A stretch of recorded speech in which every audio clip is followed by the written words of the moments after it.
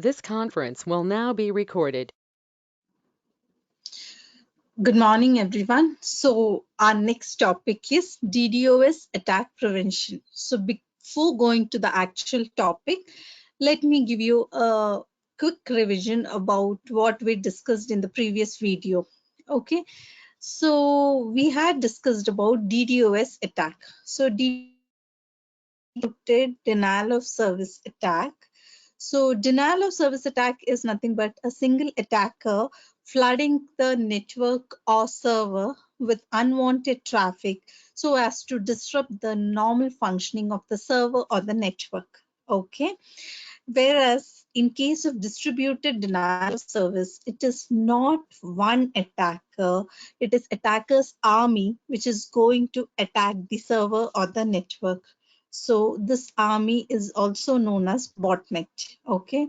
So what exactly the attacker is going to do? Attacker is going to develop a malware program and he is going to put it in some website or some add it as an email attachment and he is going to circulate it over the network. Now, a person who gets the particular mail or who accesses a particular website automatically gets the malware program loaded into the system. Now, this computer becomes a part of the attacker's army even without the particular person's knowledge. He just becomes a part of his army. At a scheduled time, the attacker will give instruction and all the infected systems simultaneously starts flooding the network or the server, causing the distributed denial of service attack. Okay, so today we are going to see how this attack can be prevented. Okay, moving forward, we have the preventive measures at the host level and the preventive measures at the network level. So we'll see the preventive measures at both the levels. Okay. So first one, preventive measure is at the host level. Okay. So here, what is the first thing is we are going to categorize the IP addresses. Okay. So there are two categories. One is almost certainly genuine and another one is probably spoofed. Okay.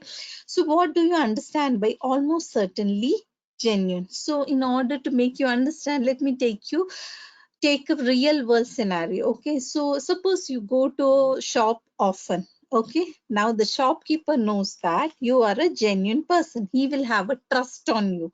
Similar way, if a connection is already established many times, okay, then we will know that this connection is normal and genuine connection, and any packets coming through this connection will also be genuine. So such packets will be forwarded. So that is almost certainly genuine, means already established, previously established genuine connections. Packets through these connections will always be genuine. Okay. Next one is probably spoofed. Imagine that there is a sudden increase in the load. Okay. Now at that time, if we start examining the packets, what is going to happen if we get some packets from some unfamiliar source address? Okay, we don't know the address from which address these packets are coming, so we predict that maybe these are coming from spoofed addresses and we are going to discard these packets. Okay, so these are the two categorization of IP addresses. Okay, this is one of the preventive measures at the host level. Going to the next measure, what happens here is we will just allot some buffer space for the TCP connection. See, before forwarding the packet, we have to establish a TCP connection. This TCP connection will be established by three-way handshake procedure, which you may already be knowing. Now, after the connection is established, we are going to allow some space for the connection. Now, what happens in this space? We are going to maintain details about this connection so as to know whether it is a genuine connection or not, whether it is a proper connection or not. Okay. So in this, we have two ways, that is sync catch and sync cookie. Okay, so sync catch is what? See, before understanding these two, let us just briefly understand what is three-way handshake. Though you already know that, we're just going to understand what is a three-way handshake. Okay, see here, just think that I'll just show you. This is a client and this is a server. Okay, so how three-way handshake happens? See, first the client is going to send a synchronization message to the server. Okay, now this is like the client is telling the server, hi server, I want to establish a connection with you. Okay, now as a response of this, the server is going to send a second message that is nothing but a sync message along with and then along with an acknowledgement. You can see here it's sync plus acknowledgement. Okay, now after getting sync plus acknowledgement from the server, the client is going to complete the connection process by sending an acknowledgement. So this is basically the three-way handshake process of TCP connection. This is how a secured connection is established between a client and server by three-way handshake. That is, three messages are sent between the client and server. So we just term it as three-way handshake. Okay. Now here, what happens is sync catch means it is going to maintain. Now, if I have just the two messages, it is midway. Okay, we don't have the third message, it is midway. So in sync catch, for the half open connection, a catch will be maintained, and in this catch your client address, client port number, server address, server port number will be maintained. Okay, just we will have some space where the both destination address and both the port numbers will be maintained. This is just a basic information about the connection which is getting established. That is your sync catch. Okay, coming to sync cookie. What happens is, instead of using sync catch, I will not maintain any information. Instead, I'll maintain a cookie. Okay, and the cookie will will guarantee that space is allotted only for a connection which has completed the three-way handshake procedure. Okay, how it works, I'll tell you. See, the client will first send a synchronization message to the server. Now, the server is going to send a synchronization plus acknowledgement message to the client. Now, when it sends this message, what it does, it places a cookie in the synchronization message in the sequence number field. Okay, now this cookie will be received by the client during this process. Okay, after it receives the second message, it is going to receive the cookie also. Now what it does is, it is going to place the same cookie when it sends the third message, that is a completion message, acknowledgement message. When it sends, it will send the cookie. Okay, now see how this cookie is computed. It is computed by applying some hash function to your client address, client port number, source address, source port number, and a secret. Taking the 5 parameters, a hash function is applied and your cookie is generated. Okay, when the server is computing this, as I told you, a hash function will be applied to the client the client address, client's port number, source address, service address, service port number, and a secret. Taking this 5 parameters, a hash function is applied, computed, and you're going to get the cookie. Now this cookie is placed in the sequence number field and sent to the client. Client will just send back the cookie which it has received along with the acknowledgement message. Now server gets the cookie. Now server, after getting the cookie, it will check whether it is the same cookie which it has sent. If both the cookies are same, then it means there is no problem. Connection has gone on smoothly and correctly. So after this, the buffer space will be allotted for this connection. Okay, now imagine a scenario. Okay, here I'll just show you another scenario where the buffer space will not be allotted for a spoofed IP address. Okay, Now just think here in the see, mostly the DDoS attack happens by changing the address in the address of the client in the synchronization message. Okay, so by some spoofed IP address. So what happens, the client will send the synchronization message to the server.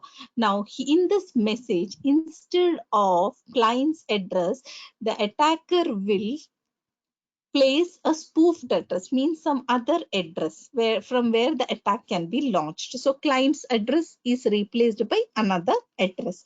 So what happens is here client here other in this is the spoofed address. Whatever I'm showing in green, just think this is a spoofed address. So what happens is, previously you saw a synchronization message, synchronization plus acknowledgement along with the cookie goes to the client. Client will send back and gets the acknowledgement. Now what happens here is, now the client will send synchronization message and the address I told you, it is changed. Now whenever the server will send the second message of the three-way handshake procedure, it goes to the spoofed address. Okay, because the server doesn't know who has initiated the connection. As per the connection request, the address in the synchronization message, it is going to send the second message. It goes to the spoofed address. Okay, now see, it is going here. Now what happens here exactly is, can you guess what happened? It is nothing but, see here, this path is not there. You can see the client doesn't receive the second message. When the client doesn't receive the second message, it is not going to send the acknowledgement. So we are stopping at the first message. It is not going to get the second message. It is not going to send the third message. So we are midway. We have not completed the three-way handshake procedure. So the connection is not completed. So there will be, the space will not be allotted for this type of connection. Okay, so this is nothing but the second way of preventing DDoS attack at your host level. Okay, now moving further, we'll just see preventive measures inside the network. Okay, so now here we will see something known as egress filtering. Okay, now just see what is egress filtering. Okay, see here we have something known as a egress router. Okay, this is a egress router. Okay, now see, just think small I is your internal network and capital I is your internet. Okay, now what happens, the packets from your internal network goes to the egress router. Egress router will examine the packet and it decides whether to forward the packet to the internet or whether to discard the packet. Okay, so what happens, it just examines the address and decides whether it is a packet from a spoofed address or it is a correct packet. If it is a correct packet, it is going to be forwarded further. Okay, now egress filtering in the internet, you can just see here as an example. See what happens here is, you can see, first let me explain the diagram. Okay, then you will understand much better. Okay, see here, you can see some numbers. These are nothing but, these are the source IP addresses. You can see here source IP. These all are your source IP addresses. Now, and you can see some alphabets here, A, B, C, D. These are nothing but the interfaces. Okay, before this filtration happens, the filter here, there will be a filter. Okay, now, what happens is, before starting the process, the filter will have a mapping of your source address to your interface.